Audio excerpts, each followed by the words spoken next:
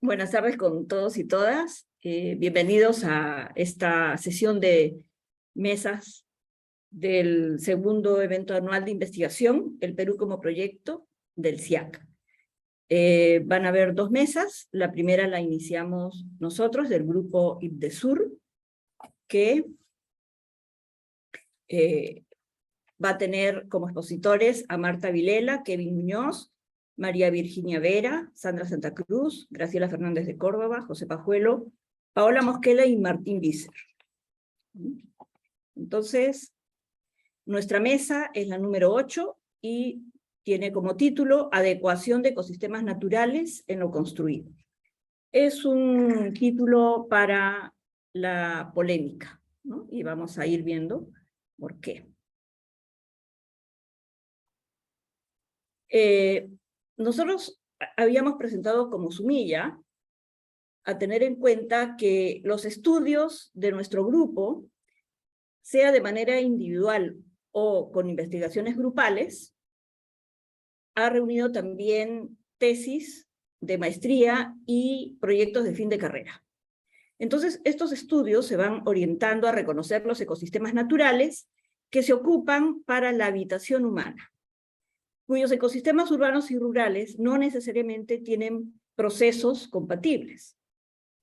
Aquí vamos a compartir propuestas de innovación y participación que contribuyen a superar deficiencias socioambientales, y estas deficiencias llevan a la desigualdad y vulnerabilidad de los territorios. Se aportan enfoques e instrumentos de análisis y diseño en diversos temas y escalas, como punto de partida para incentivar la valoración y adecuación de los ecosistemas naturales y construidos como bienes comunes y oportunidades de desarrollo. Nos estamos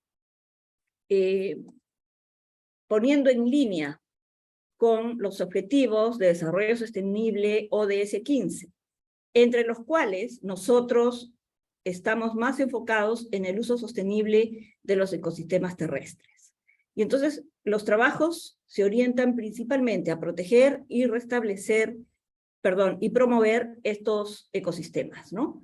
Y como ejes de trabajo tenemos 3, lo interdisciplinario, las escalas y la participación. También hemos tomado como un enfoque conceptual los ecosistemas de paisaje modificados por la ocupación del suelo para habitar. Y vamos a presentar trabajos de investigación en 2 escalas: las ciudades intermedias y las ciudades menores, y las ciudades metropolitanas. En las ciudades intermedias van a exponer, no voy a leer el título para abreviar el tiempo, Marta Vilela, Kevin Muñoz y María Virginia Vera. Y posteriormente vamos a ver los trabajos de las ciudades metropolitanas. Entonces, dejo con ustedes a Marta Vilela. Marta. Muy bien, muchas gracias. El binomio empresa-ciudad y sus efectos en el territorio, Talara. He querido también formular esta presentación dentro de esa discusión que plantea también Chela, haciendo una relación entre esta empresa, digamos, que es la refinería de Talara, con la ciudad.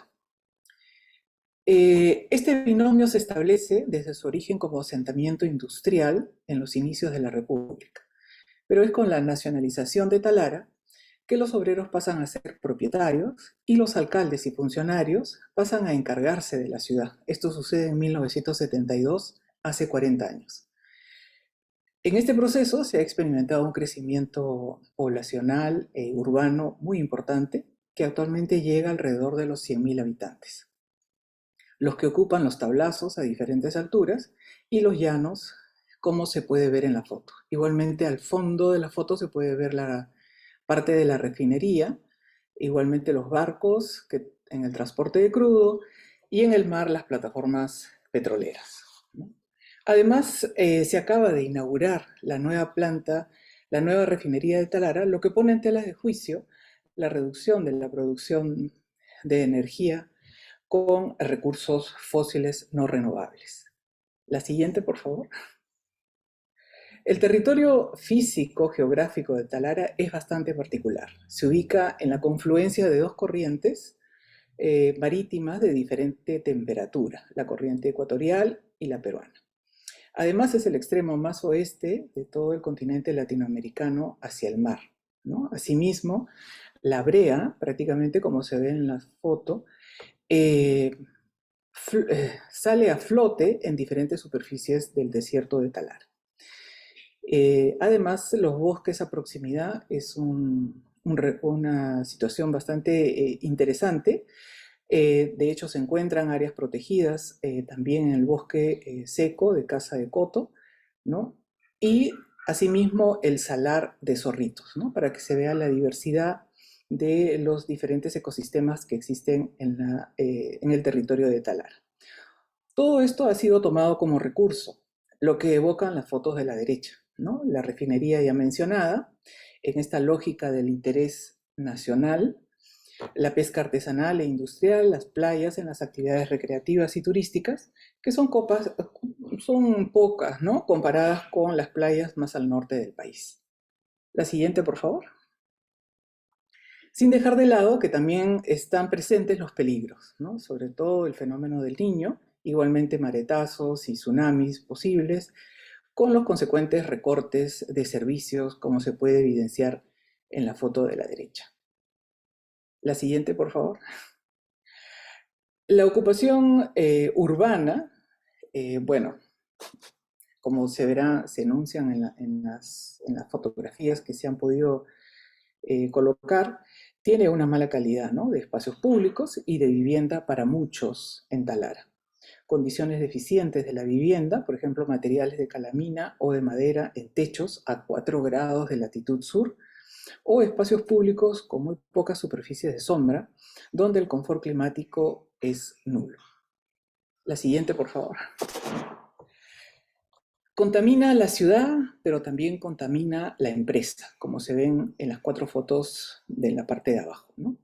Por ello también estaba esta denominación de binomio, ¿no?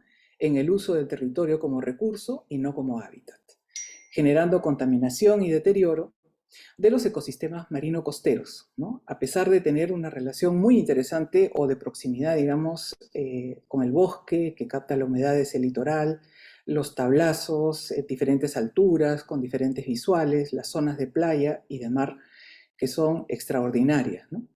Entre ellos, el salar también, la velocidad de los vientos, por ejemplo, que ahora, bueno, ha sido aprovechada por una empresa como alternativa para producción de energía alternativa, ¿no? Bueno, entonces quiero dejar en claro que existen estos ecosistemas, sin embargo, son deteriorados, ¿no? La siguiente, por favor. En estos planos se puede apreciar la envergadura de la superficie de exploración, es el punteado en rosado fucsia, de petróleo, ¿no? La que se superpone con las áreas de protección, por ejemplo, de las ballenas jorobadas, o a las olas particulares que los surfistas han sabido proteger legalmente, ¿no? Es indudable que cualquier intervención territorial o cualquier recuperación de ese territorio va a tener que pasar por la empresa, ¿no? La empresa es uno de los actores principales. En el gráfico de la derecha se puede identificar una ocupación del litoral, otra de centros poblados en agricultura, que está más al sur, y otros asentamientos menores en bosque. Lo que es interesante porque se puede promover y fortalecer una red de asentamientos complementarios, ya que existe una conectividad, una relación económica y de servicios entre sí. Es decir, que la ocupación altamente concentrada en la provincia de Talara, en la ciudad de Talara, por la actividad industrial, por la concentración poblacional y de servicios, ha generado hasta cierto punto una red incipiente de asentamientos que pueden ser tomados en cuenta.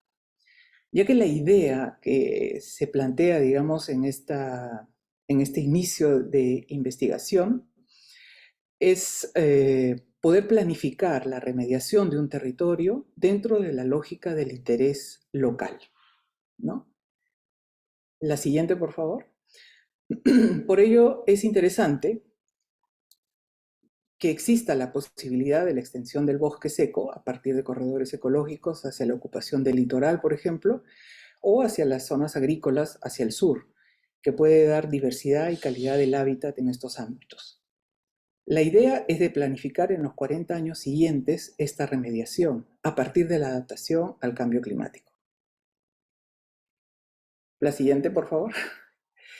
Esta es la última diapositiva, que es una síntesis de lo que se ha venido mencionando, donde se resalta la valoración de los bosques secos, como corredores ecosistémicos del bosque, generación de sombras en áreas urbanas, estabilidad de los tablazos, huertos urbanos y frutales que puedan, digamos, coexistir con este asentamiento árido en Talara, fortalecimiento de las redes de ciudades, es decir, tomar el territorio como ocupación, tener una mejor articulación, reciprocidad entre los centros poblados de producción agrícola y asentamientos de bosque seco, ¿no?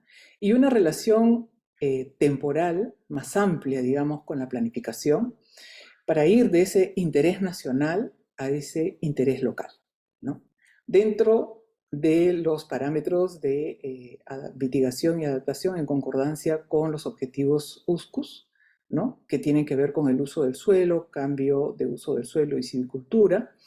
Y dentro de esos objetivos está la reforestación y forestación para la adaptación y mitigación, las condiciones extremas a las que estamos ya observando por el cambio climático, que tiene que ver con aumento de precipitaciones y temperaturas en la costa norte del país, y la aceleración de fenómenos naturales. Y por último, la participación en actividades de mitigación y adaptación, ¿no? Esto es importante, se cuenta ya con una encuesta realizada por el grupo HERDIS, donde se evidencia que existe un conocimiento de los conceptos de cambio climático, de los efectos del cambio climático, pero todavía poco compromiso en las acciones para este. Muchas gracias.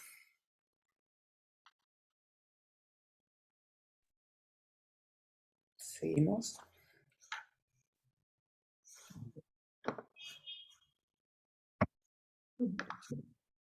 Buenas tardes. Ahora voy a presentar el proyecto, el trabajo de investigación de preservación de la identidad cultural en los espacios comunitarios de ecosistemas rural urbano para el Valle de Sondondo en Ayacucho. Es importante reconocer también esta escala, la relación que tiene el Valle de Sondondo a través de los ríos que articulan los centros patrimoniales y las vías. Estos diferentes centros poblados se encuentran ahí con los nombres, en los cuales se trabajarán con dos en particular, que son Cabana y Aucará, que son este par junto. En esta identificación de sistema de redes se encontró mucha relación, lo que permitió a través de este reconocimiento de calles, paseos que se tuvieron, la calidad y las cualidades y características que tenían el patrimonio dentro del Valle de Sondondo. Como vemos en la primera imagen, es una imagen de una casa típica del valle, donde se encuentra el ingreso al corral por un portón mucho más ancho, las puertas de madera para ingreso hacia la vivienda o hacia otras habitaciones, y segundos niveles que dan hacia la calle, y que, como se observa en la mano derecha, permiten relacionarse de diversa manera con el vecino que va pasando, con el otro poblador que está en la calle. Y esta relación a diversos niveles con un espacio exterior también se da al interior de la vivienda. En las dos imágenes de la derecha bajas, que es el huerto interno, que es parte del valor de la vivienda del Valle de Sondondo, donde se cultivaba antes productos para consumo interno, y relación también con un espacio de estar que se ve en el fondo, que es con una zona de cocina o zona de estancia, o zona de galería. Y en todo momento, tanto en el primer nivel de la calle, tanto dentro de la vivienda, desde el huerto, y desde el segundo nivel hacia el huerto, siempre hay una relación con el territorio, una relación hacia los apus, una relación hacia la vegetación y todo lo que está y lo que rodea al poblador del Valle de Sondondo. Sin embargo, la modernidad o el efecto parte de la globalización ha insertado nuevas tipologías que van en contra de estas características que tienen las viviendas. En estas imágenes se observan actividades comerciales, edificios de 4 o 5 pisos que rompen y que están descontextualizadas con las edificaciones vernáculas que se tienen en el valle. tanto dentro de la zona urbana como fuera. La imagen superior, que es un mirador, que es recientemente construido, en que las formas o tipologías no corresponden o no se contextualizan con lo existente. Asimismo, el sistema constructivo no se reconoce como parte de complementariedad. Por ejemplo, en este trabajo, en esta obra o esta casa se está haciendo un trabajo en concreto y adobe. Son dos materiales totalmente incompatibles. Dentro del trabajo de las mesas que tuvimos en el Valle Sondondo, se trabajaron diversos ejercicios. Estos ejercicios lo que buscaban es reconocer las características y dimensiones que tenía el Valle Sondondo. Este ejercicio, que le llamamos ejercicio de redes, que fueron en diversos centros poblados, se establecía a través de tomar las personas y reconocer sus actividades principales. Pueden ser comerciales, de salud, servicios, o actividades agrarias, actividades de cualquier tipo. Y se comenzaban a tejer relaciones entre ellos, ¿no? Yo conozco por acá, relaciona por acá, y toda esta información para reconocer que al final forman parte de un mismo sistema, parte de un que es el Valle de Sondondo. Y al momento de tensar o romper un punto, se reconoce que esto de acá desequilibra todo el sistema de red y afecta a unos y a otros. Este tipo de ejercicios se trabajó en las diversas mesas de trabajo, se tuvieron entrevistas y recorridos urbanos, información cualitativa que sirvió mucho para esta investigación. Se establecieron preguntas guías que llevaron y que se proponía trabajar en base, o que se proponía relacionar en base a la identidad cultural que tiene el Valle de Sondondo y su vinculación con el patrimonio. Se trabajaron mapas, preguntas, posits, y todo esto llevó a esta información final que son las invariantes del Valle de Sondondo, que son la propuesta de 6 invariantes en relación a la historia, agua, recursos productivos, gestión comunitaria, saberes locales, flujos y movilidad de recorridos. Asimismo, la metodología se propone trabajar en 3 escalas debido a la inmensidad o el tamaño del Valle de Sondondo Comunidad Sistémica, de las áreas que comienzan fuera del valle, que son las áreas abiertas, lugares entre un centro poblado y otro, que son las áreas de andenería, zonas agrícolas. La siguiente escala, una escala de plaza de los centros poblados, que son los lugares representativos para las personas. Y la tercera escala es de la arquitectura como tal, pero en relación a la calle y en la relación de las zonas semiabiertas o semipúblicas, que en este caso son reconocidas como los huertos. Todo esto para reconocer lo que se quiere lograr en el reconocimiento de estas invariantes, para aportar a la preservación del patrimonio y por último llevar a los lineamientos de preservación de la entidad del valle. Es importante reconocer y comentar sobre los espacios comunitarios, que son estos espacios que no son necesariamente dentro de las plazas, sino que también son las calles mínimas por donde transitan las personas, espacios que están también relacionados a edificaciones o servicios, personas que están esperando en las mismas calles y que se relacionan constantemente con las personas que transitan por ahí. Son espacios de estar y de permanencia, los cuales son parte de su día y su vida. Esos espacios no necesariamente coinciden con los espacios vehiculares, también están, como en esta imagen, es un atajo que lleva hacia la zona agrícola, que son las relaciones que tienen ellos constantemente con su lugar de trabajo. Entonces, en la escala de áreas abiertas se evalúan en base a condiciones, no las voy a mencionar, están aquí a la izquierda, de proporción, permanencia y relación con el territorio. Se trabaja en base a diversos tipos de áreas que sean fuera o dentro del valle, entre las zonas de mirador, también en las plazas, tanto en Cabana como Aucará, como se observa en la mano derecha, van a aparecer unos cuadros que son los valores resultantes en base a estos criterios.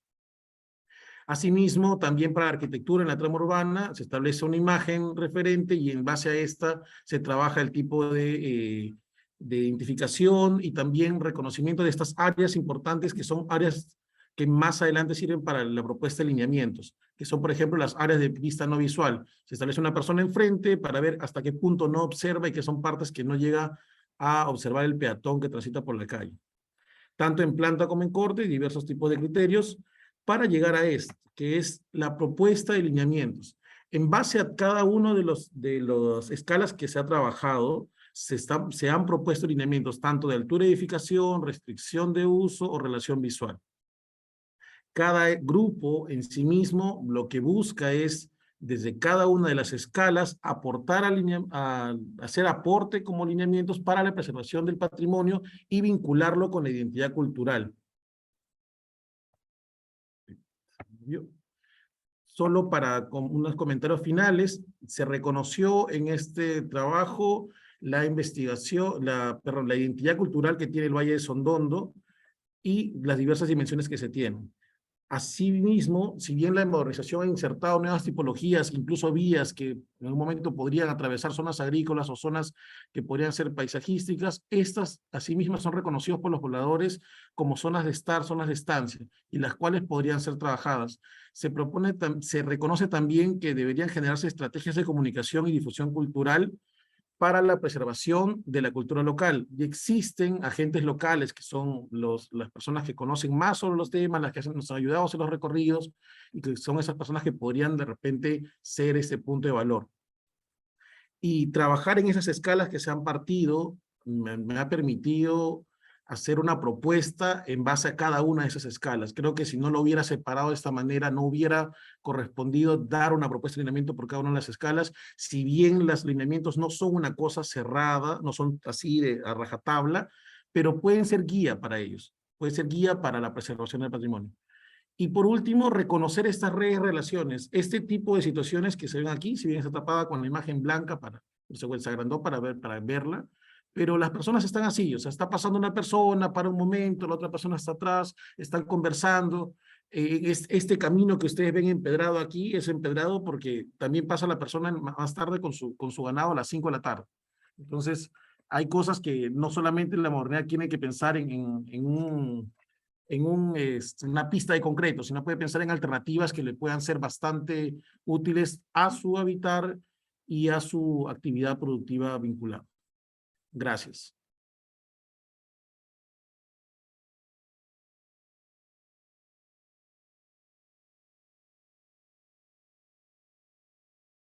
María Virginia.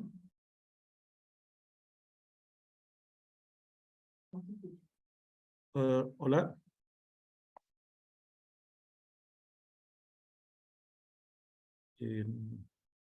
María Vera. Está apagado tu micrófono.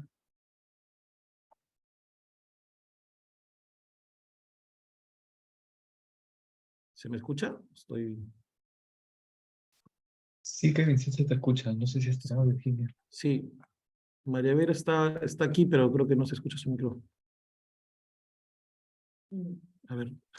¿Aló? Sí, ahí estás. Ahora sí. Sí, ahora sí. A ver. ¿Me podrían dar acceso para compartir, por favor, a través de el otro María? Ya estás. Ya.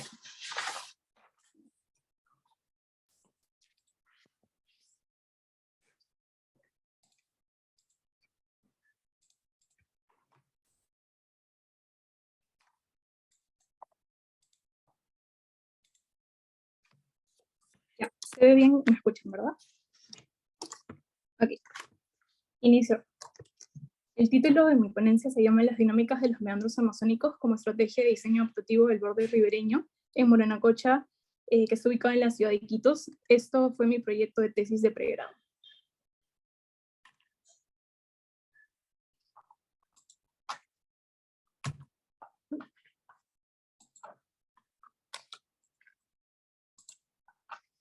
Ay, disculpa, no pasa, ¿verdad? No.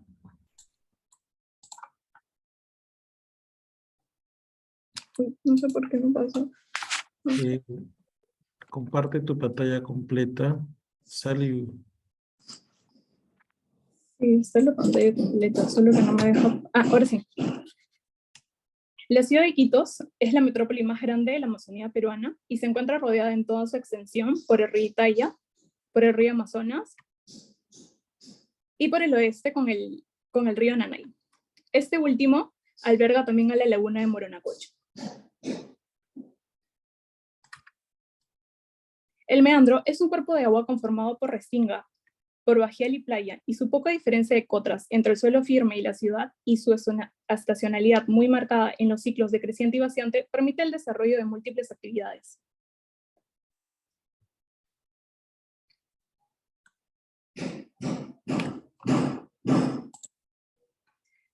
Cuando el río Nanay crece, el meandro se inunda, generando así un escenario en donde se permite transportar las maderas, Esto ha logrado configurar en todos los alrededores de la zona un lugar que está especializado en la venta y en el trabajo de las maderas. Sin embargo, cuando el río decrece, este se seca por completo, develando así un escenario geográfico conformado por bajeales, por playa y restinga, los cuales invitan al entretenimiento y a la recreación.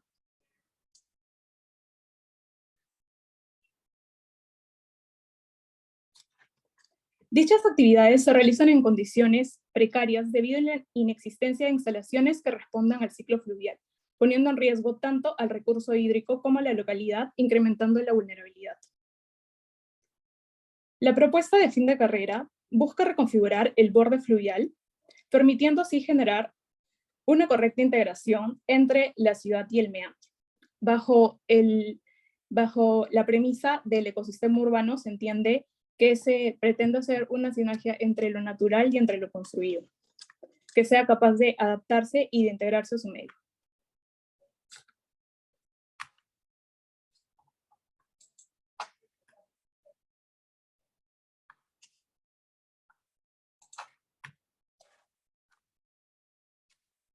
Se analizan los criterios normativos del meandro de Moronacocha para así conocer qué es lo que propone el Plan de Desarrollo Urbano de la ciudad. Estos generan dos usos claves, los cuales se pueden utilizar en todas las zonas de borde ribereño, el cual es el uso público, y también infraestructuras que puedan aportar al desarrollo turístico. Por otra parte, se realiza el análisis de las dinámicas urbanas del Moronacocha, las cuales integran entrevistas en campo, observación y el análisis de la temporalidad y espacialidad de lo que sucede en los alrededores, en ambos ciclos fluviales, tanto en el de creciente y en el de vaciante.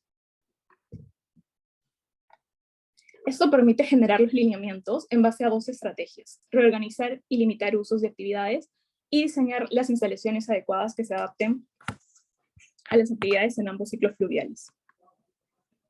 La primera, que es reorganizar y limitar los usos, se limita el uso de suelo de vivienda, ya que es uno de los que presenta pésimas condiciones de salubridad, ya que es uno de los que más contamina el meandro, tanto por los depósitos que se hacen en las aguas, es decir, en las aguas grises y negras, pero también por los residuos sólidos debido a las viviendas. Y bueno, por ello se identifican y se reubican en los alrededores. En cuanto al uso productivo y comercial, su actual configuración crea una barrera hacia la zona del meandro, por lo cual se vuelve a reconfigurar el sector a través de la estrategia de agrupar para liberar. De esa forma, el uso comercial establece una mejor relación con el meandro, conectándose con el paisaje. En cuanto al tercer uso, que es el recreativo, estos usos se desarrollan en 3 espacios de la ciudad. Estos espacios son importantes, ya que generan una red de conexión con otros equipamientos de la ciudad. Por lo tanto, se configuran como nuevos puntos de llegada. El sistema se propone en base a graderías fijas, graderías móviles, plataformas flotantes y muelles, los cuales están acompañados de una infraestructura con uso público como un restaurante que permite su continua activación durante todo el año. Todos estos usos son articulados, a su vez, por una propuesta de bulevar, donde se proponen jardines de lluvia que conducen el agua de lluvia hacia la red de alcantarillado, contribuyendo a su vez con el sistema de recolección de agua de lluvia de la ciudad, que son ubicados a los laterales de las vías, así también como mobiliarios de estar y mobiliarios de techos que recolectan el agua de lluvia. Por último, la estrategia número 2, que es el diseño adaptativo, se crea en base a 2 elementos móviles que se va a ir explicando más adelante. El primero son las graderías y el segundo es el muelle. En el caso de las graderías móviles, estos elementos se convierten en grandes plataformas flotantes que sirven como plazas, espacios de juego y deporte, mientras que en la temporada de vaciante regresan a su función de graderías, habilitando accesos hacia las zonas bajas del meandro. El sistema de flotación se compone en base a balones reciclados y una estructura de pilotes de concreto que soporta el sistema de graderías. El muelle. Bueno, los muelles. Como se mencionó previamente, estos elementos son estructuras que cambian su función según la temporada, y esto ocurre gracias a un mecanismo en la rampa. Las rampas se conectan a la plataforma fija a través de una rótula de ojo móvil y con el muelle a través de una bisagra. El sistema de flotación se compone de una chata metálica a través de la rampa que permite el mecanismo móvil, y con las graderías anexadas se logra el acceso a las zonas bajas del meandro.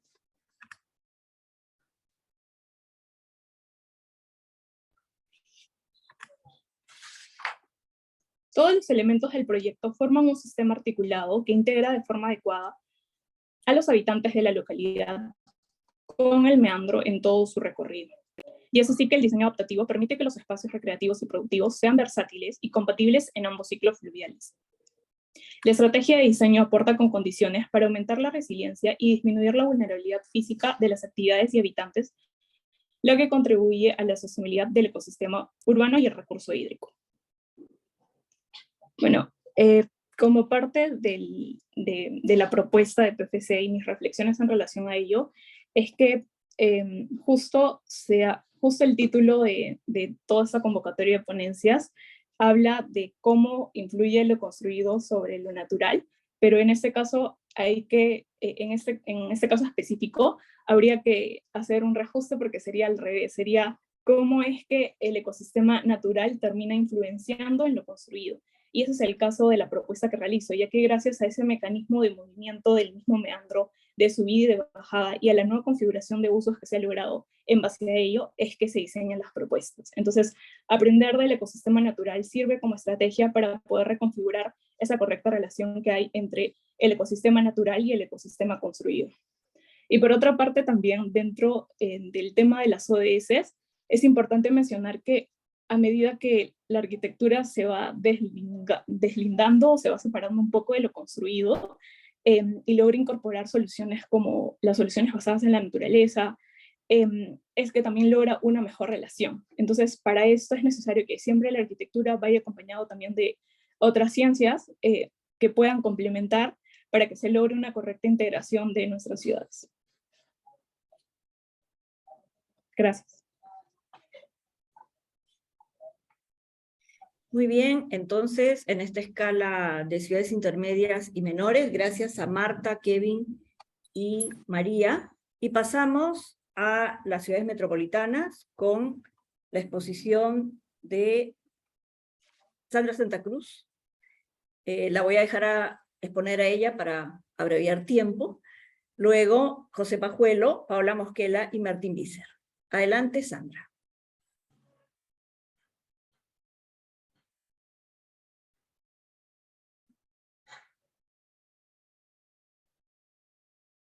Micrófono. Tu micrófono, Sandra.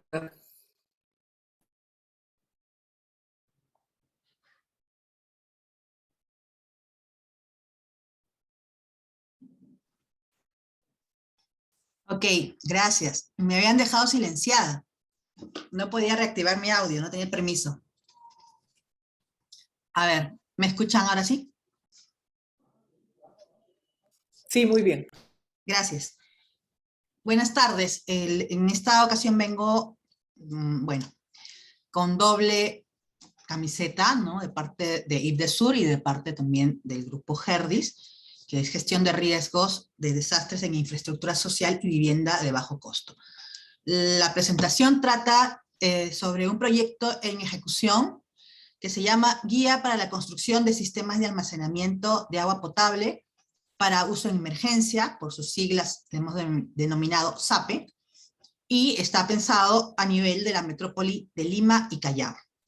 Estoy coordinando el proyecto y parte del equipo de investigación son los investigadores Alejandro Muñoz, Chela, ¿no? Marcial Brondet, Marta Vilela, y tenemos también como asistentes de investigación a alumnos y tesistas, y bueno, jefes de práctica, Fresia Tejada, Jean Suárez, Kevin Muñoz, José Pajuelo y Claudia Llanos. Siguiente, por favor.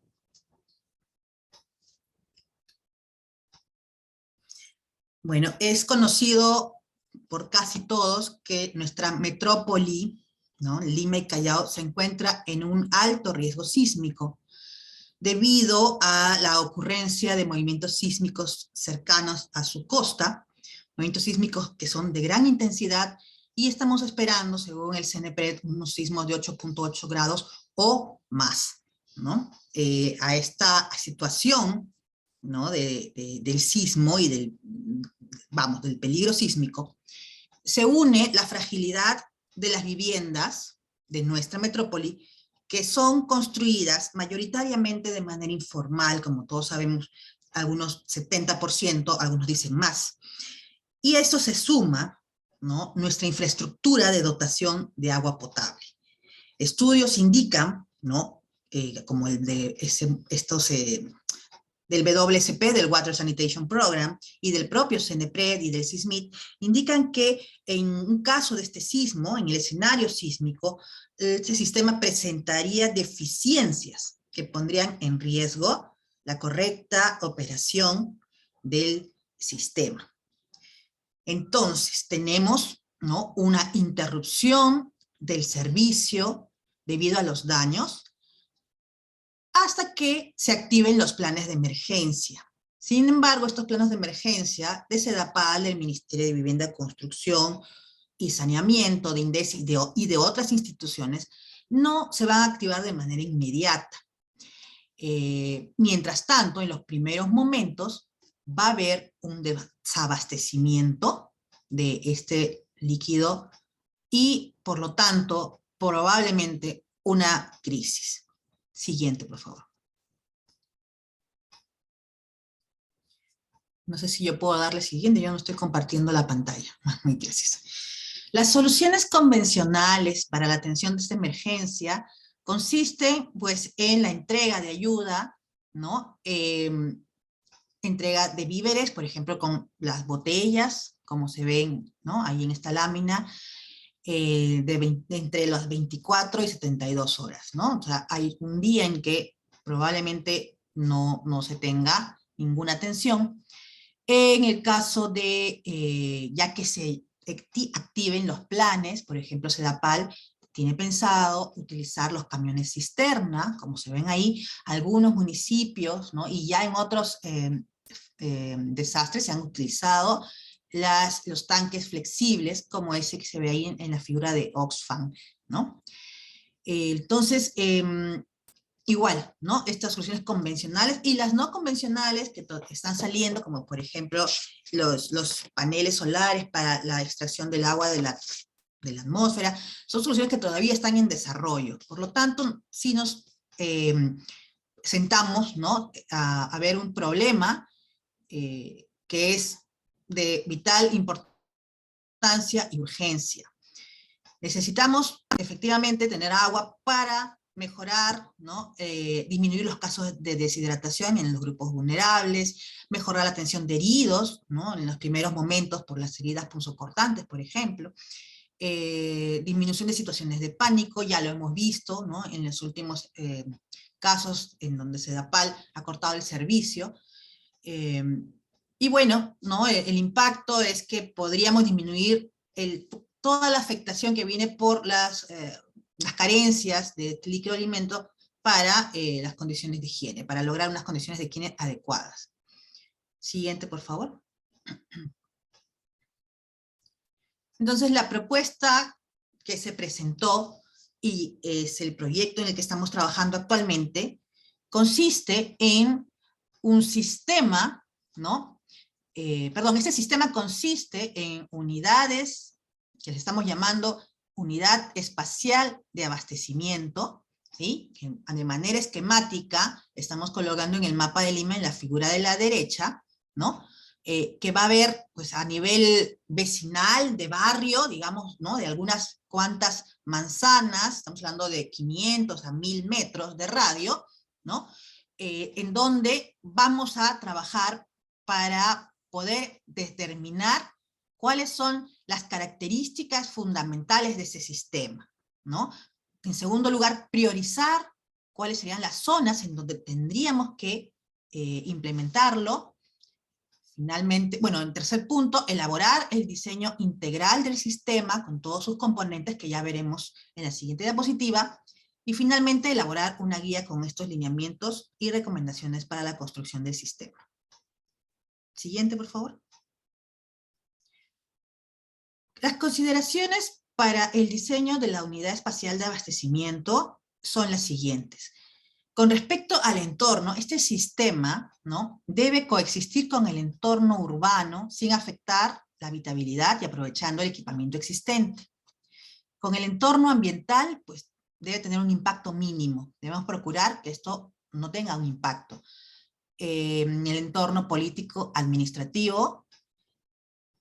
Lo que debemos perseguir, lo que debemos lograr es que se articule con las iniciativas privadas y públicas y la Estrategia Nacional de Gestión de Riesgos. Eso es con respecto al entorno. Respecto al propio sistema, este sistema también debe articularse entre sí, ¿no? No debe ser una isla. Y dentro de cada uno de estos sistemas tiene tres componentes: el físico-cultural, el social organizacional y el agua, ¿no? El agua para el consumo. Esos tres componentes que deben tener también las características siguientes. Siguiente diapositiva, por favor.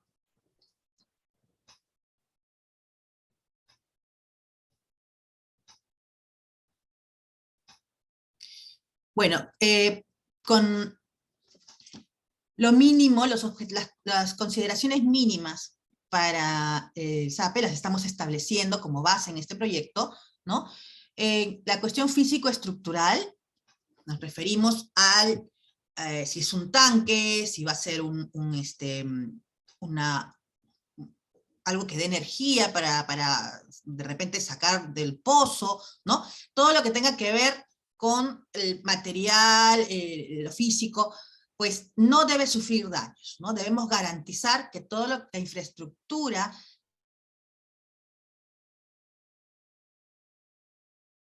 y funcione y quede operativa sin daños después del sismo postulado. Con respecto al agua, debe ser un agua que apta para el consumo humano y siempre disponible. Y el aspecto social organizacional, o el componente social organizacional, debe ser autónomo y sostenible. ¿Esto qué significa? Con respecto al físico estructural, bueno, que tenemos que localizar, por ejemplo, ¿no? Dónde va a estar, si consideramos que va a ser un almacenamiento, un tanque, debe estar localizado en un lugar seguro, ¿no? Por ejemplo, de repente en espacios públicos. En el agua potable tenemos que fijarnos en la calidad, la cantidad. Probablemente no llegue a ser potable, porque agua potable tiene unos estándares muy altos, y en una situación de emergencia quizás se puedan relajar. Eso estamos viendo.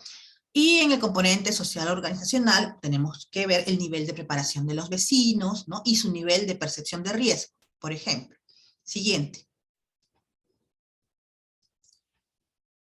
El proyecto incluye un taller, el cual vamos a tener justamente esta semana, ¿no? Y es casi uno de los primeros, con actores relevantes que ya han confirmado su participación. Entre ellos están SEDAPAL mismo, el Ministerio de Vivienda, INDECI, ¿no? Y CENEPRED, entre otros, y también las organizaciones de ayuda humanitaria que están específicamente trabajando en el tema de agua. Bueno, el objetivo del taller es construir un diagnóstico sobre la dotación de agua potable en los primeros momentos. Segundo, determinar colaborativamente las posibles medidas en el ámbito vecinal o de barrio, de manera articulada con los planes de emergencia existente. Y tercero, la caracterización del territorio metropolitano por escalas.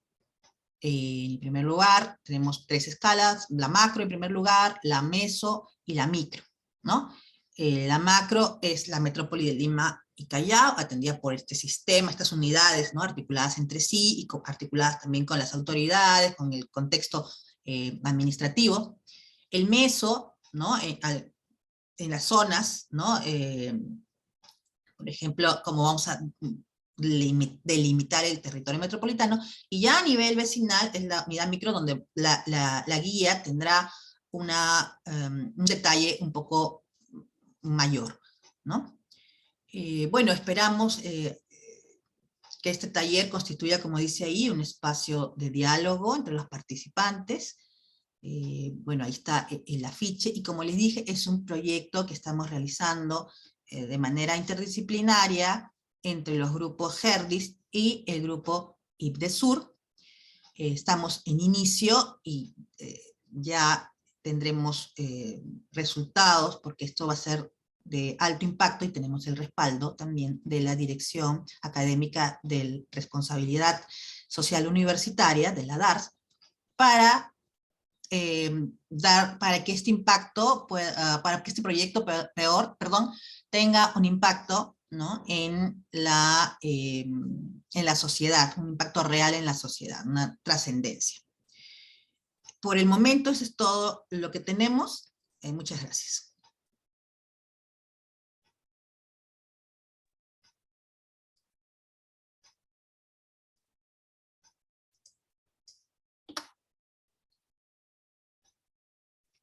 Muy bien, entonces muchas gracias por esa exposición y de hecho de que empalmando con la siguiente presentación, hoy hablaré acerca de la valoración del territorio local como reserva estratégica del ecosistema alimentario de Lima Metropolitana. El siguiente, por favor. Siguiente. Bien, entonces, de hecho, para poder comprender lo que es este trabajo, es importante también entender que los metrópolis también pueden ser entendidas pueden ser entendidas como un conjunto de sistemas que pueden conformarla o pueden atravesarla, y estos sistemas estarían compuestos por una serie de elementos, los cuales están en distintas relaciones, no solamente físicas, sino también relaciones sociales, relaciones económicas, y a partir de las cuales van a poder cumplir una función determinada. Bajo esta lógica, en realidad, uno podría entender que existen también sistemas alimentarios, cuya función más importante es abastecer o suministrar de alimentos a las metrópolis. Ahora, si hablamos del caso de Lima Metropolitana, también como otras metrópolis en el mundo, también cuentan con su propio sistema que se encarga de esta función importante, tan relevante. Solo de que, como toda metrópoli, no solamente su sistema alimentario se extiende en la misma ciudad y en las proximidades a ella. Es decir, no solamente se compone de una zona de producción, zonas de transformación, zonas de distribución, comercio, consumo, y solamente abastecería o se reduce a el área metropolitana y a sus proximidades. No solo es eso, sino que además de ello, también este sistema alimentario metropolitano se extiende más allá de la misma metrópoli y puede abarcar otros territorios externos, las cuales están especializadas también en la producción y el almacenamiento, la transformación de alimentos, a lo cual uno podría entender de que existe una diferencia dentro de este sistema alimentario metropolitano entre un territorio local metropolitano y un territorio externo. Por favor, siguiente ahí. Y lo que es importante dentro de estas relaciones que se van a ver es de que predomina mucho más el abastecimiento de alimentos que se genera de estos territorios externos hacia la misma metrópoli. Sin embargo, las zonas de producción que están próximas a la metrópoli posiblemente terminen siendo deterioradas o terminen siendo abandonadas o desaparecidas. ¿Producto de qué? De un proceso de la migración del campo a la ciudad, pero también por otro lado es de que la misma ciudad, y esto tal vez propio de la metrópoli latinoamericana, es de que estas metrópolis van creciendo de manera no planificada y empiezan a ocupar lo que son suelos productivos y sustituirlos por suelo urbano, lo cual termina siendo más rentable y eso es lo que obliga a su desaparición. Continuamos, por favor, la siguiente. Y lo que sucede es de que bajo estas condiciones que se están mencionando, de hecho, uno podría entender que no solamente es el funcionamiento de este sistema alimentario metropolitano, sino que además se puede entender o imaginar bajo este escenario qué pasa si existen otras crisis, una crisis generalizada o crisis particulares que pueden afectar a los territorios externos. Y por lo tanto puede ser de que esos territorios externos interrumpan el abastecimiento de alimentos y por lo tanto Lima Metropolitana caería en un escenario de inseguridad alimentaria, a lo cual se podría nombrar o comprender como una limitación en el acceso a alimentos que sean variados, que sean saludables, para poder alcanzar una dieta balanceada. Siguiente, por favor.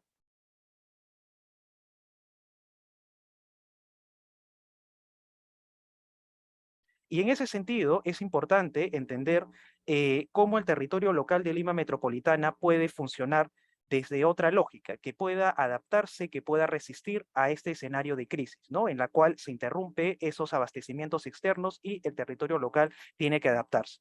En ese sentido, es importante que el sistema alimentario pueda transitar más bien a una característica de un ecosistema, y por lo tanto esto implica valorar los recursos, las infraestructuras, los grupos especializados dentro del territorio local, y además de ello también implica poder aprovechar los ecosistemas o agroecosistemas que existen dentro del territorio local sin caer en su sobreexplotación. Y muy aparte de eso, también, y otro punto relevante, es de que si queremos transitar de un sistema a un ecosistema que pueda adaptarse a este escenario de crisis, es importante de que no solamente vayamos de un proceso lineal de la zona de producción hasta la zona de comercio y consumo, sino que además pueda adicionarse otro espacio, que es las zonas de reuso de los residuos sólidos, ¿no? Producidos después del consumo de alimentos, y estos puedan ser transformados nuevamente en productos que puedan ser útiles y devueltos a la zona de producción. Por ejemplo, como el caso de los abonos orgánicos, ¿no?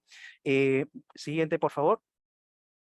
En ese caso, es importante también tomar en cuenta esto, ¿no? De que el ecosistema alimentario necesita tomar en cuenta no solamente esto recogido desde literatura científica occidental, sino también desde la misma historia, desde las sociedades prehispánicas, que también hicieron primeras formas de ecosistemas en la cual se tomaba en cuenta principios como la relación con el todo, la complementariedad, la correspondencia, reciprocidad y ciclicidad.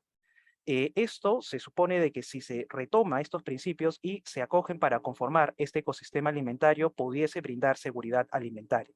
Pero lo importante en este caso es también preguntarnos, ¿no? Reconociendo que ese territorio local de Lima metropolitana no solamente abarca la metrópoli ni su área conurbada, sino también esa zona de producción tan próxima, podríamos decir de que cada cuenca que abarca, ¿no? Lima metropolitana puede llegar a configurarse un ecosistema alimentario, y por lo tanto ese ecosistema alimentario puede abastecer a un sector importante dentro de Lima metropolitana. Por ejemplo, la cuenca de Chillón pudiese abastecer a ese sector de Lima Norte. En ese sentido, es importante también preguntarnos, ¿no? ¿Cómo organizar o qué criterios espaciales tomar en cuenta para organizar en Lima metropolitana un ecosistema alimentario local que pueda ser resistente al escenario de crisis? Siguiente, por favor. Y en ese sentido, es importante tomar en cuenta, siguiente, siguiente, por favor. Y en ese sentido, es importante estos criterios, ¿no? Por ejemplo, integrar los ecosistemas alimentarios históricos, ¿no? Aquellos ecosistemas que se basaban, ¿no? En estos principios de relación con el todo, siguiente, complementariedad, por ejemplo, ¿no? Donde se podía aprovechar adaptándose a la cordillera de los Andes a diversos pisos altitudinales, correspondencia, siguiente, correspondencia en la cual había un asentamiento en la zona alta y la zona baja como un patrón dentro de estas sociedades prehispánicas, que cada uno de estos asentamientos se encargaba de gestionar un espacio o una zona de producción en su debida ubicación, sea zona alta o zona baja, reciprocidad, también siguiente, y también el tema de la ciclicidad. Siguiente, ahí. Entonces, en el caso de ciclicidad, es importante también cómo esos ecosistemas alimentarios históricos podían adaptarse a esas temporadas de lluvia y temporadas de estiaje, y cómo esos ecosistemas alimentarios ya de esa época buscaban adaptarse a través de distintas tecnologías. Siguiente, en el caso de la cuenca del Chillón, es importante porque esos ecosistemas alimentarios que menciono, todavía algunos de ellos se mantienen, sobre todo en la zona alta, pero también no solamente es importante recuperar, sino también es retomar esos principios básicos y poder plantearnos y cuestionarnos cómo retomar estos principios para poder ahora sí conformar un ecosistema alimentario mucho más a escala metropolitana. Siguiente. Otro punto importante, como otro segundo criterio, es preservar la diversidad de recursos locales, en la cual hay que hacer un énfasis en la diversidad de suelos productivos que se pueden encontrar tan solo en una sola cuenca de Lima metropolitana. Y en este caso, podríamos decir, ¿no? De que no solamente encontramos suelo agrícola, sino también encontramos suelo forestal, suelo para pastizal, cada una aporta a la producción de alimentos, siguiente, y José, aparte un minuto. y aparte de eso, están adaptadas a diversos pisos altitudinales, ¿no? Que están adaptadas a distintos climas. Mientras tanto, siguiente, Mientras tanto, en la otro punto es siguiente, es garantizar la seguridad alimentaria en el grupo productor local. Ese también es importante porque es relevante poder conformar reservas alimentarias. Y finalmente, número 4, es poder también establecer esas relaciones recíprocas y cíclicas entre el grupo productor y consumidor local, ¿no? En la cual el grupo productor, donde está la reserva alimentaria, pueda abastecer de alimentos al consumidor local, pero también exista una relación de retribución en la cual el consumidor local pueda transformar sus residuos para poder transformarlo en abono orgánico y destinarlos hacia estas reservas alimentarias. Bajo estos criterios podríamos mencionar que son 4 criterios espaciales básicos para poder configurar un ecosistema alimentario local en Lima metropolitana. Muchas gracias.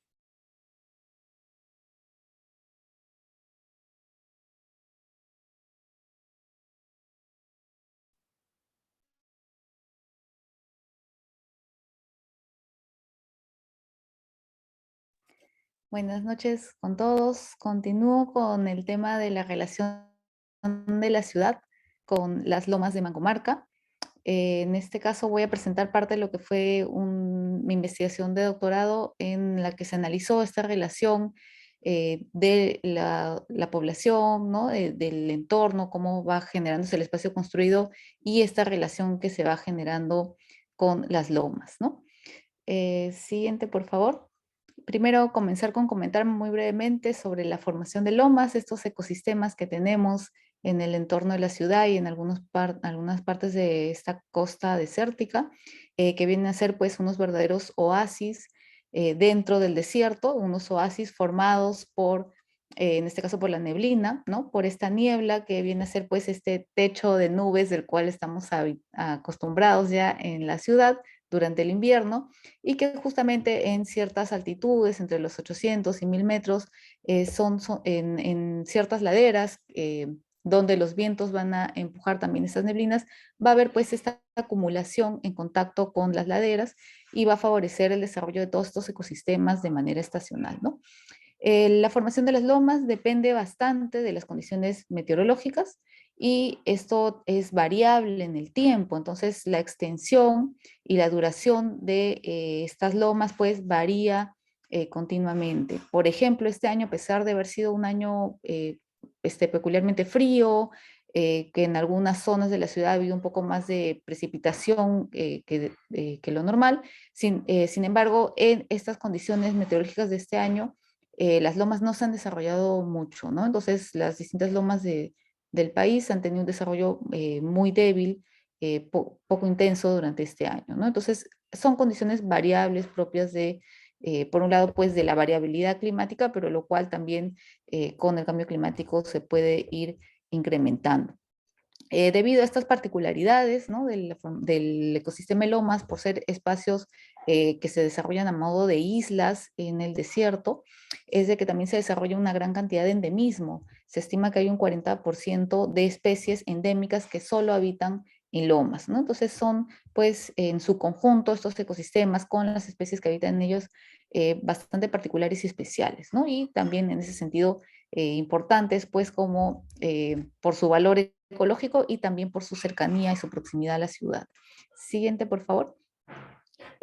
Bueno, en cuanto a la situación de las lomas en Lima, aquí algunos datos. A partir del 2011, entre el 2011 y el 2013, se estima que la invasión o digamos la expansión urbana ha ocupado más de 200 hectáreas sobre lomas, y esto más o menos equivale a un 2% de toda la expansión de la ciudad en ese periodo, ¿no? Entonces tenemos que lamentablemente, en la medida en la que crece la ciudad, va acabando con parte de estos ecosistemas de su entorno, ¿no? Aquí en el mapa también se aprecia que hay parte pues, de este crecimiento sobre tierras agrícolas, lo cual nos estaban comentando su importancia para la seguridad alimentaria en la presentación anterior con José.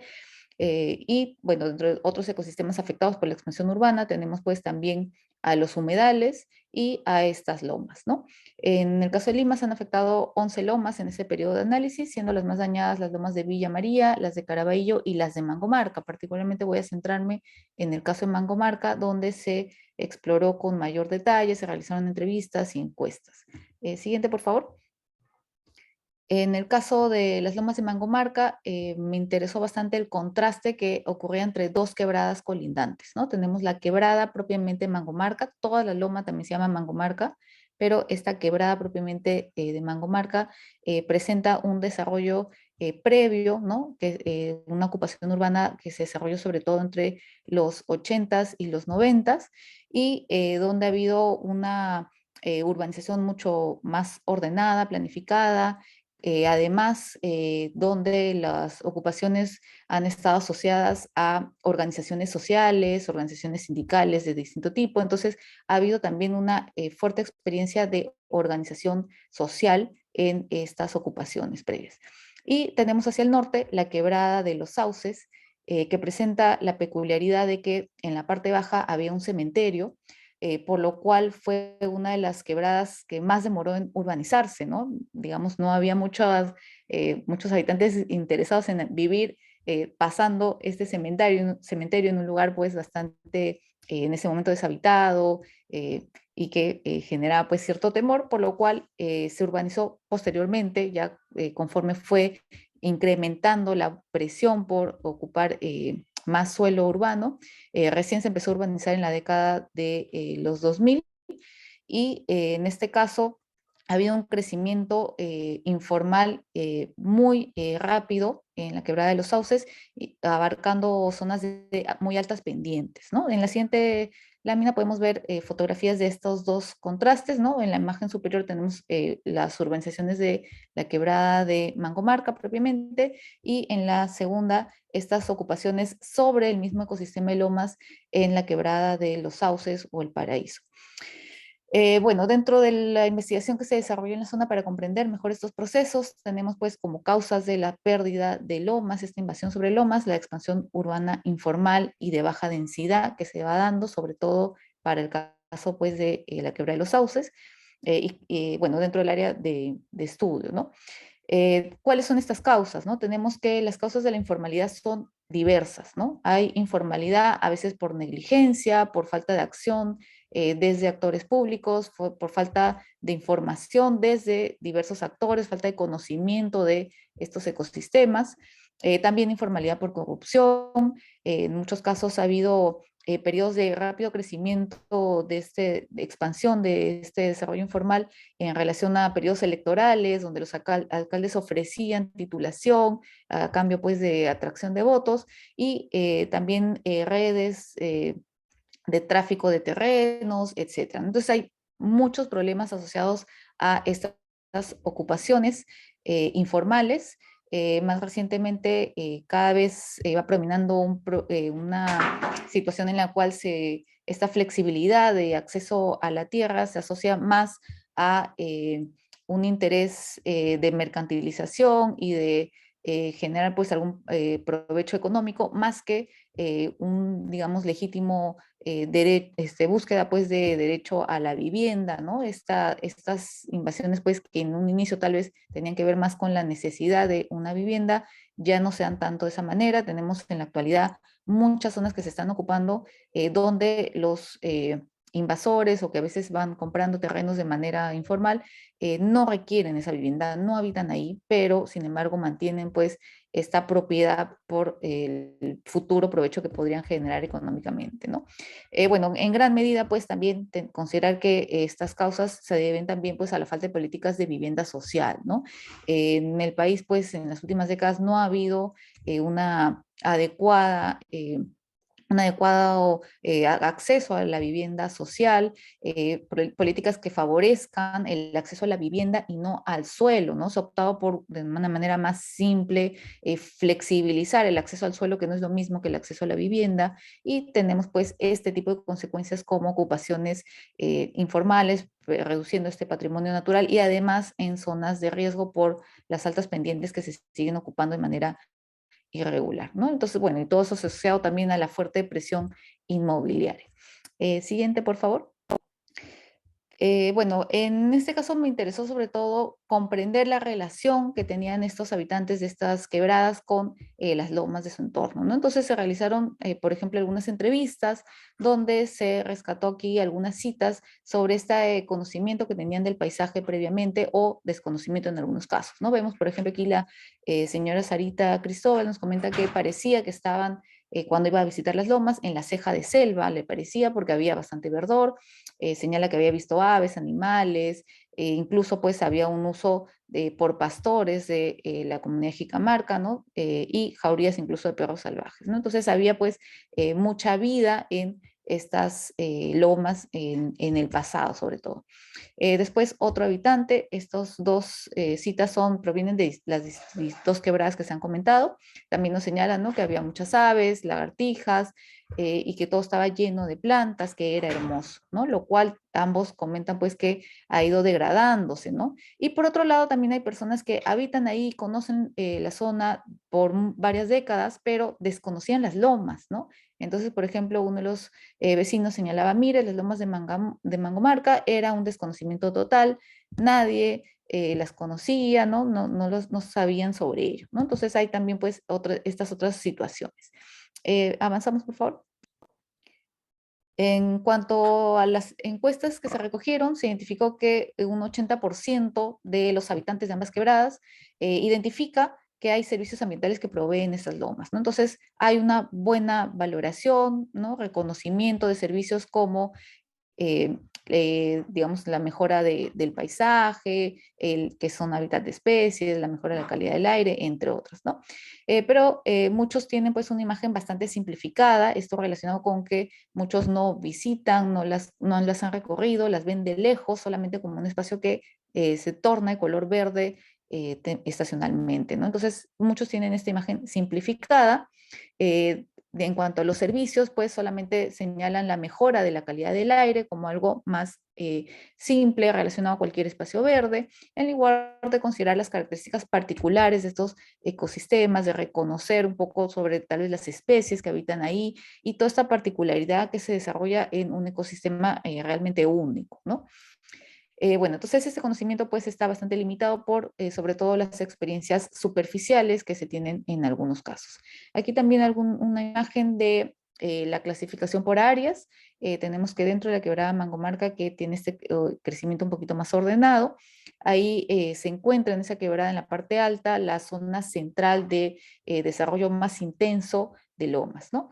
Y en otras quebradas también hacia atrás de esta imagen también hay un desarrollo con menor intensidad. Siguiente, por favor. 1 minuto, Paola. Gracias. Bueno, también comentar sobre este análisis de la percepción. Se identificó pues que había efectivamente también un reconocimiento de que la urbanización, la expansión generaba un problema, ¿no? Y que genera pérdida de áreas verdes, contaminación. Además, también un 80% que es muy importante proteger estos espacios. Sin embargo, lamentablemente la valoración no se veía reflejada en la acción, ¿no? Y muchas veces se justifica su ocupación, se ve pues que hay una situación en la que los intereses privados están por encima del interés colectivo, del bien común. Incluso había una situación un poco extraña, particular, de que muchos defensores se preocupaban por las lomas, pero más que por su valor ecológico, el valor para la ciudad, más se preocupaban en realidad de mantener su estatus socioespacial y de que no vengan otras poblaciones a ocupar esas áreas, ¿no? Siguiente, por favor. Bueno, sobre esta situación, comentar para ir cerrando algunas alternativas de gestión sostenible desde la misma comunidad. Hay varias iniciativas que buscan pues revalorar las lomas, protegerlas, ¿no? Hay varios líderes ambientales, aquí una de las lideresas que ha estado pues continuamente durante varios años protegiendo esas lomas, informando sobre su valor y también generando pues una serie de denuncias sobre las invasiones que se vienen dando, la construcción de caminos y toda esta degradación que se viene dando, ¿no? Entonces es importante pues que se articulen estas organizaciones locales con la gestión pública también para favorecer un desarrollo más adecuado. Por otro lado, pues promover un modelo de ciudad compacta. Entre otras alternativas, también estaría la de adquirir los terrenos públicos, ya que ante la alta informalidad que tenemos, la propiedad del terreno es lo que de mejor manera garantiza pues el mantener, proteger estos espacios, ¿no? También pues es importante la regulación y el diseño adecuado de los bordes de estos ecosistemas con la ciudad y en general que se generen procesos de planificación urbana que también incluyan de manera más directa la protección de los servicios ambientales y la restauración de los ecosistemas. Bueno, con esto cierro, muchas gracias y sigue ahora Martín Visser con una investigación. Gracias.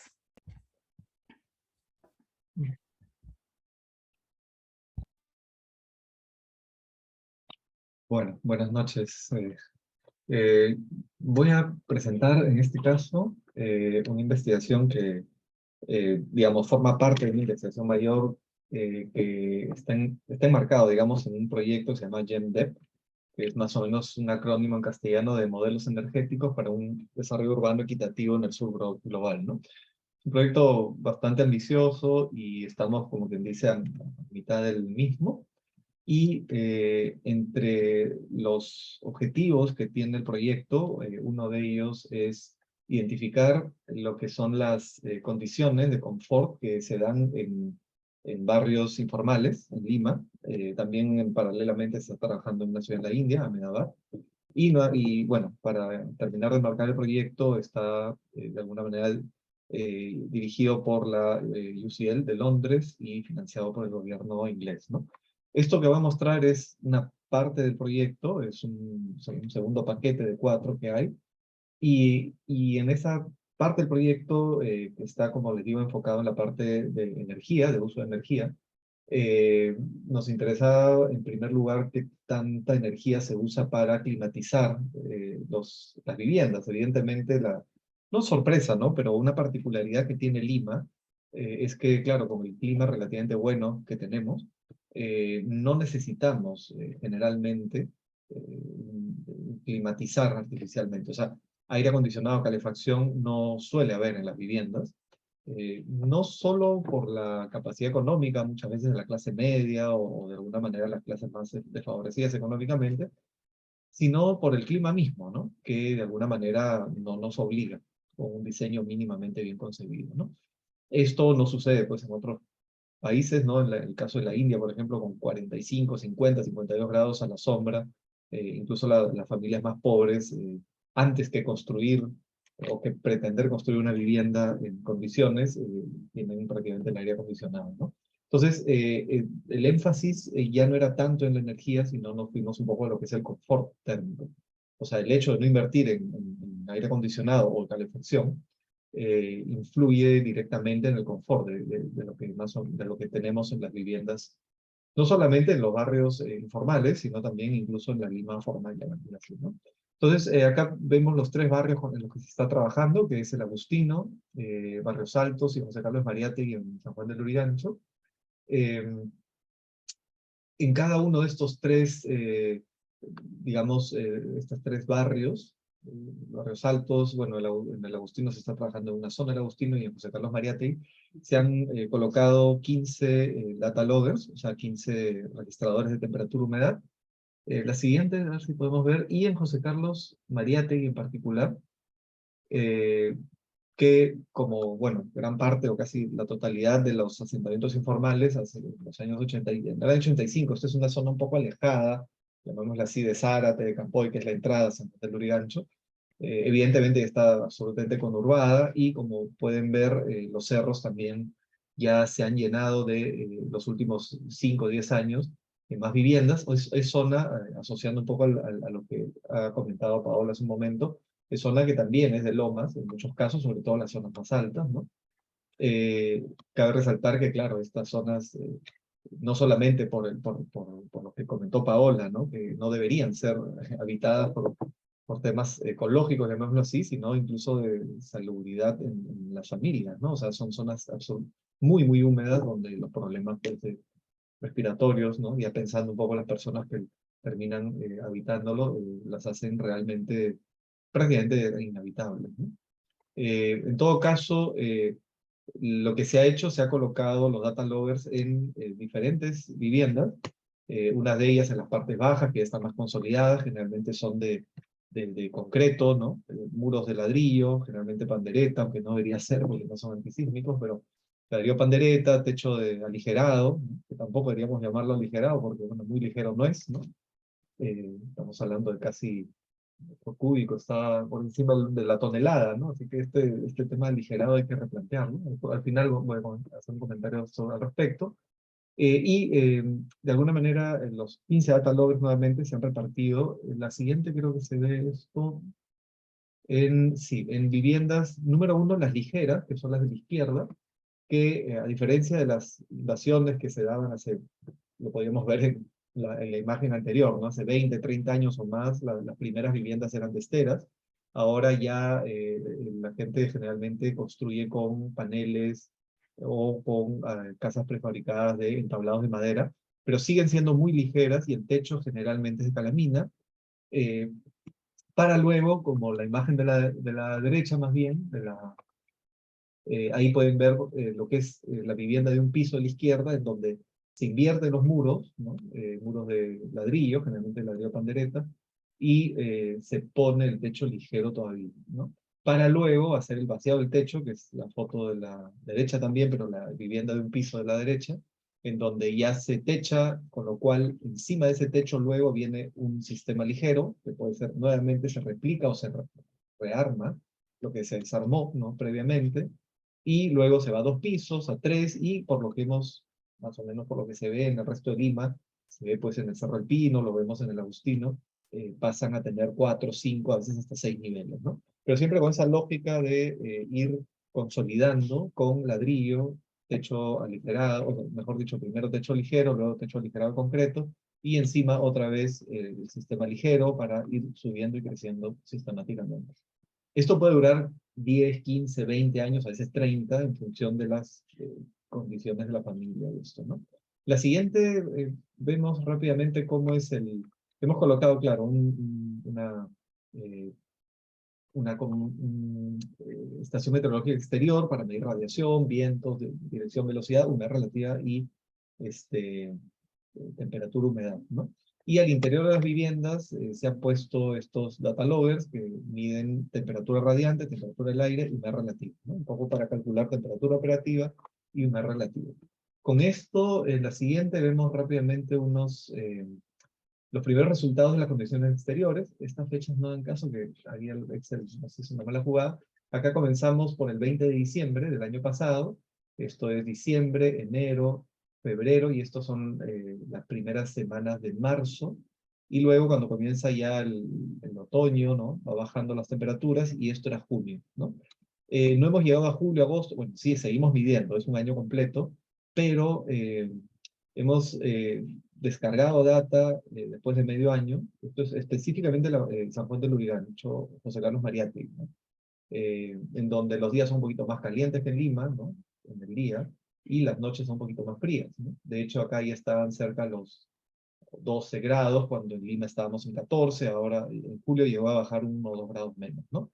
Pero, ojo, este invierno ha sido muy soleado, ¿no? Acá se pueden ver algunos días nublados, pues comentabas, Paola, que el clima está un poquito así también medio extraño, digamos, las lomas no se han activado muy fuertemente este año, ¿no? O sea, no han tenido muchos días nublados, cosa que acá es muy, muy común, pero los tuvieron en julio, agosto, pero no tantos, ¿no?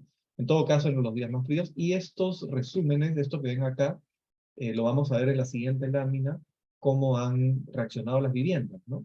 O sea, al exterior, perdón, si pueden regresar al anterior un ratito, al exterior en verano estábamos generalmente entre 20 algunos días, ¿no? Pero generalmente entre 23 en las noches, cosa que es muy común en verano, y alrededor de 30, 31 a veces, 32 máximo en el día, ¿no? 29, 30 en el día es lo normal, ¿no? Esto en Jesús María, en San Miguel, estamos en 27, 28, y acá estamos generalmente entre 14, 15, ¿no? Y en invierno hemos estado entre los 13 grados en las noches, cosa que es bastante común, y los 20, 21, 22 grados, los días que sale el sol, así un poquito más, ¿no? En el día, ¿no? Entonces, la siguiente podemos ver el resumen, nuevamente, ya solo temperaturas, en este caso, interiores. Y vemos que las 4 viviendas de concreto y techo aligerado han estado prácticamente entre las máximas medias y mínimas medias en verano, prácticamente todo el tiempo dentro de la zona de confort. La zona de confort más o menos para verano en Lima está entre los 22, 28, 29 grados, y se puede ver cómo las viviendas, llamémoslas así, de materiales nobles, ¿no? Están generalmente dentro de la zona de confort día y noche. Ocasionalmente un poquito de calor en el día, pero en términos promedio, bastante confortable. Las que son las viviendas de concreto, pero con techo ligero, sí tienen problemas de calor en el día, pero están bastante mejor que, ojo, las ligeras. Las ligeras son algunas de drywall y otras de madera, ¿no? Que son Un súper minuto, calientes. Martín. Ya, uy, perdón. 35, 40 grados, imagínense, más de 40 grados algunas en el día, y bastante fresquitas en la noche. Y en el invierno, otra vez, en condiciones medias, se portan mucho mejor las de concreto, y de alguna manera las de ligeras son muy frías en la noche, ¿no? Y la siguiente, creo que es la última, podemos ver nuevamente lo mismo, pero lo que es un día típico promedio, ¿no? Cuando se puede ver acá claramente que en términos promedio, las viviendas ligeras se portan muy mal, y las viviendas, llamémoslas así, esta que es las viviendas consolidadas, llamémoslas así, son bastante, digamos, buenas, exclusivamente frente al confort térmico. Algunas cuestiones, solamente para recalcar, porque nuevamente esto está todavía, es un avance de lo que hemos medido, pero en términos muy concretos, se critica mucho a veces la aspiración del material noble, ¿no? Pero lo que está claro es que no hay alternativas ahorita al material noble, o por lo menos no las tenemos, que puedan permitir diferentes pisos, ¿no? O sea, que la gente pueda subir en altura y que les dé confort. Con lo cual, esta aspiración al material noble no solamente es un tema de seguridad, también puede ser un tema de aspiración, pero lo que vemos acá es que también les está dando confort térmico, ¿no? Así que si nosotros desde la academia, o desde la empresa privada, o del Estado, queremos dar alternativas al concreto, que deberíamos, porque no tampoco decimos que es un material, digamos, hasta cierto punto ideal o sostenible, ¿no? Pues no las tenemos actualmente. Y la otra cosa importante es que estas situaciones de disconfort tan así impresionantes, querramos o no, es donde la gente está viviendo, y muchas veces décadas, ¿no? Hasta que puedan llegar a esta vivienda de concreto. Entonces, ¿qué podemos hacer acá para, de alguna manera, minimizar estas situaciones tan desagradables de habitabilidad, mientras aspiran y llegan a la de concreto, ¿no? Bueno, es esto más o menos, y advertir estos retos que tenemos como sociedad, como academia. Muchas gracias. Gracias a todos los expositores, y a manera de puntos de llegada, así como presentamos los puntos de partida, ahora tenemos unos puntos de llegada para incentivar la discusión en los minutos que nos pueden quedar, ¿no? El conocimiento de los ecosistemas, hemos visto en estas presentaciones, a través de las escalas, la participación y lo interdisciplinario, son espacios de estudio y diálogo que nos han permitido producir y coproducir conocimientos y propuestas de soluciones. Estos se orientan a proteger, restablecer y promover la autonomía de los grupos sociales para el uso sostenible de los ecosistemas terrestres. Aunque sea en un punto inicial, estamos incidiendo en ello. Tradicionalmente, al habitar, hemos alterado el equilibrio de los ecosistemas y hemos producido territorios urbanos y rurales, los que después queremos recuperar y tender a la sostenibilidad, ¿cierto? Entonces, nuestro aporte se orienta a vincular el uso de los diferentes servicios ecosistémicos a través de lineamientos para la planificación y para la gestión, el diseño de los espacios públicos, así como también estrategias de diseño adaptativo en distintos territorios y para las viviendas. El fin es asegurar los servicios ambientales y la restauración de ecosistemas naturales y construidos. Por ejemplo, los bordes ribereños en meandro, las lomas en borde urbano naturales, el patrimonio e identidad cultural, la ciudad y el control de emisiones contaminantes, el confort térmico en viviendas informales, la alimentación y el abastecimiento de agua en escenarios de crisis ante desastres. Esta es una síntesis injusta, ¿no?, para el tamaño y la calidad de los trabajos presentados, pero dejamos abiertas las consultas. Muchas gracias.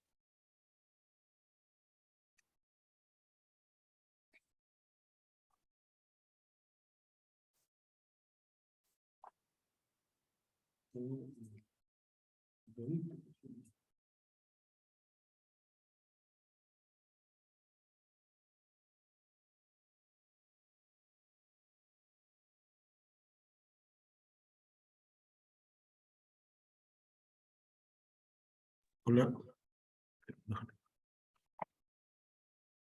Hay un comentario de María Virginia sobre... Bueno, voy a leerlo. ¿Sí? Bajarle el volumen. Perdón, un María segundito. Virginia está levantando la mano, creo. Ah, dale, dale. Sí, buenas noches, ¿se me escucha? ¿No se te ¿Sí escucha? se me escucha? ¿Sí se me Ahora escucha? Sí, yo escucho. Ah, sí, ¿qué tal? En relación a las conclusiones que se mencionaba, quería mencionar que en la práctica, pudiendo participar también en diferentes espacios participativos y pudiendo conocer a distintas organizaciones, las cuales tienen como objetivo contribuir a la ciudad bueno, a la ciudad y también contribuir con el tema del cambio climático, he podido notar que la gran mayoría de personas carece de conocimiento en cuanto a la gestión y eso dificulta mucho los procesos, ya que si nosotros no conocemos realmente cuáles son las directivas normativas, de repente que es importante un plan, pero también es importante un reglamento que acompañe y que haga cumplir ese plan, o por ejemplo, si no conocemos bien cómo es que funcionan los instrumentos de los gobiernos locales, cuáles son las funciones, y en general cómo funciona esa estructura, queda difícil y queda muy corto el poder aportar o poder generar cambios, ¿no? Entonces creo que en base también a todo lo que se ha mencionado como aportes, ese sería uno de los fundamentales que he podido evidenciar, ¿no? Esa carencia de conocimiento en gestión. De esa forma se pueden articular los lineamientos y pueden ser efectivos. De esa forma se pueden articular las propuestas de investigación plasmadas en tecnologías, porque finalmente son las tecnologías las que van a lograr un cambio efectivo. Y bueno, ese era un pequeño aporte, ¿no? Y por otra parte tenía una consulta para Sandra, si es que todavía el taller participativo seguía vigente y si nos podría compartir el link también por el chat. Gracias.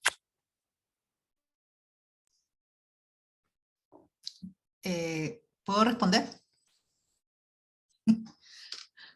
Hola, María Virginia. Sí, el taller no es un evento abierto, obviamente, pero estamos invitando a las personas, actores relevantes que ya han sido identificados en el proyecto, ¿no? Como dije, están los gerentes de gestión de riesgos de CEDAPAL, la gerencia de respuesta de INDECI, CENEPRED, quien hizo el escenario de daño. Entonces, podemos conversar para que, sí, ¿no? Si ya es pasado mañana, entonces, para incorporarte, ¿no? Digamos, en este taller, podemos conversar, ¿sí? Con mucho gusto. Gracias. ¿Alguien más? ¿Alguna consulta? Pregunta, nos quedan 2 minutos. 2 minutos por ahí.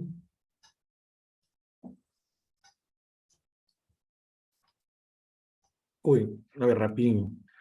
Se sabe que la ocupación de lomas son depredadas, tanto de manera directa por la expansión urbana como indirecta, a través de la contaminación. ¿Qué opciones, estrategias podrían haber dentro del marco legal actual para su recuperación o conservación? siempre está la opción de impedir su ocupación, pero me pregunto, ¿habrá alguna manera de integrar la sociedad civil y su ocupación en esos ecosistemas? Gracias. Paola, si puedes ayudar con la respuesta, y creo que ahí también cerramos después de la respuesta.